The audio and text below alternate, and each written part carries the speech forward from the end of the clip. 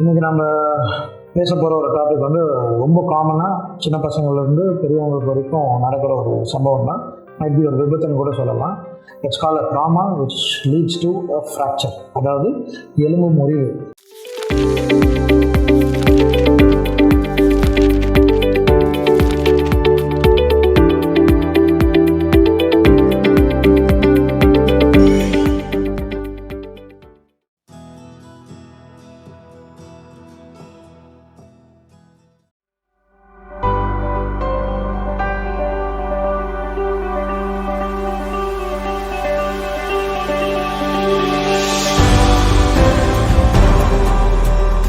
Environ Life Science Limited, partnering for life.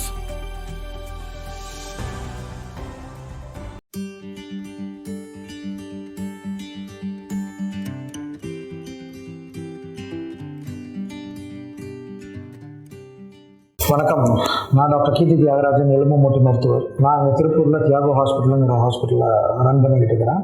It is an orthopaedic and paediatric hospital. இன்றைக்கி நம்ம பேச போகிற ஒரு டாபிக் வந்து ரொம்ப காமனாக சின்ன பசங்கள்லேருந்து பெரியவங்களுக்கு வரைக்கும் நடக்கிற ஒரு சம்பவம் தான். மைட் பி ஒரு விபத்துன்னு கூட சொல்லலாம். It's called a trauma which leads to a fracture, அதாவது எலும்பு முறிவு. எலும்பு உடைஞ்சா அது எப்படி இருக்கும், அது எவ்வளோ நாள் ஆகும் கூடுறதுக்கு, அது கூடுறதுக்கு என்னென்னலாம் நம்ம பண்ணலாம், அண்ட் அந்த எலும்பு பலமாகிறதுக்கு என்ன பண்ணலாம் அப்படிங்கிறத பற்றி தான் நம்ம பேச போகிறோம். ஒரு போன் அப்படின்னு எடுத்துக்கிட்டிங்கன்னா, போன் எல்லாமே வந்து ஒரே சைஸில் இருந்ததில்லை. ஒன்று வந்து சின்ன எலும்பு இருக்கும், இன்னொன்று மீடியம் எலும்பு இருக்கும், இன்னொன்று லார்ஜ்.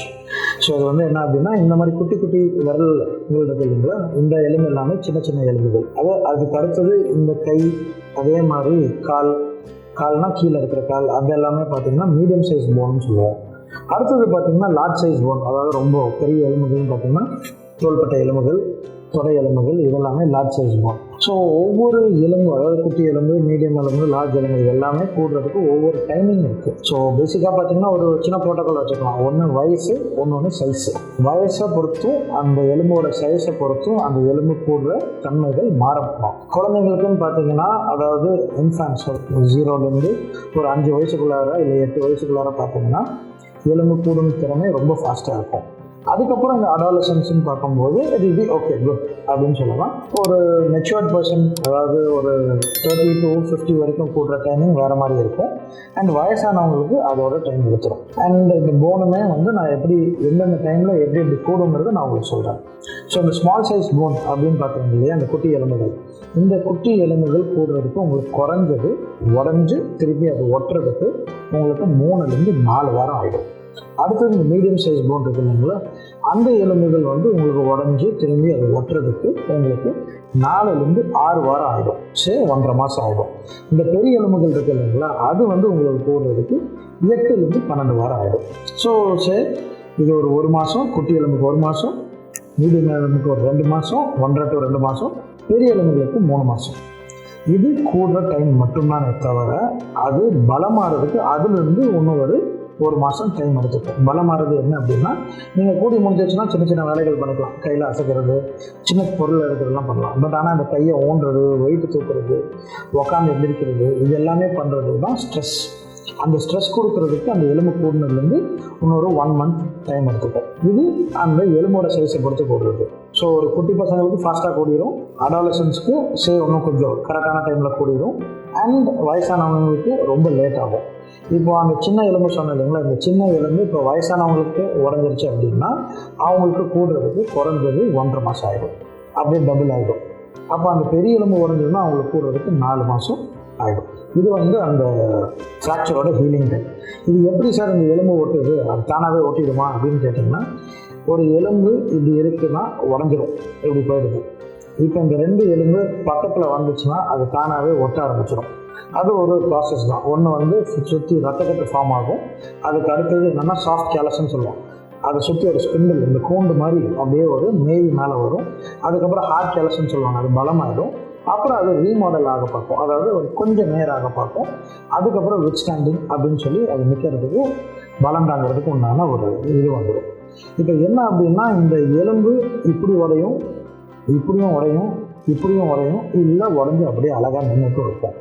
இந்த எலும்பு இப்படி உடஞ்சாலும் கூடும், இப்படி உடஞ்சாலும் கூடும், இப்படி உடஞ்சாலும் கூடும். அது நேராக உடஞ்சதுன்னா அது அழகாக நேராக கூடிடும். பட் அது கோணையாக உடஞ்சதுன்னா அப்பயும் கூடும். ஆனால் என்ன ஆகும்னா உங்களோட வேலைகளை நீங்கள் பார்க்க முடியாது. ஸோ இந்த எலும்பு எப்படி கோணையாக விட்டாலும் கூடுறதுக்கு வாய்ப்பு இருக்குது. பட் அதே டைமில் அது நேராக கூடும்போது உங்களோட ஆக்டிவிட்டீஸ் எல்லாமே பண்ணலாம். முக்கால்வாசி டைம் என்ன ஆகும்னா இந்த ஜாயின்ஸில் உடஞ்சது அப்படின்னா நம்ம ரொம்ப கேர்ஃபுல்லாக இருக்கணும். ஏன்னா இங்கே உடஞ்சா கூட கோணையாக அந்த எலும்பு இருந்தால் கூட ஏதாவது வேலைகள் பண்ணிக்கலாம். பட் ஆனால் இந்த ஜாயின்ஸில் அது கோணையாக போயிடுச்சுன்னா இந்த மூமெண்ட் எதுவும் வராமல் போகிறதுக்கு வாய்ப்பு இருக்குது. இந்த எலும்பு உடஞ்சா நம்ம என்ன செய்யலாம் அப்படின்னா 2 வகையான வைத்தியம் தான். ஒன்று கட்டு போட்டலாம், இல்லாட்டி ஒன்று டேரெக்டாக சர்ஜரி தான் பண்ணுற மாதிரி இருக்கும். ஸோ கட்டு அப்படிங்கிறது அன்டிஸ்பிளேஸ்ட், பெருசாக விலகி போகாமல் அப்படியே நிற்கிற எலும்புகளுக்கு அழகாக நம்ம கட்டு போட்டால் உட்காந்துரும்.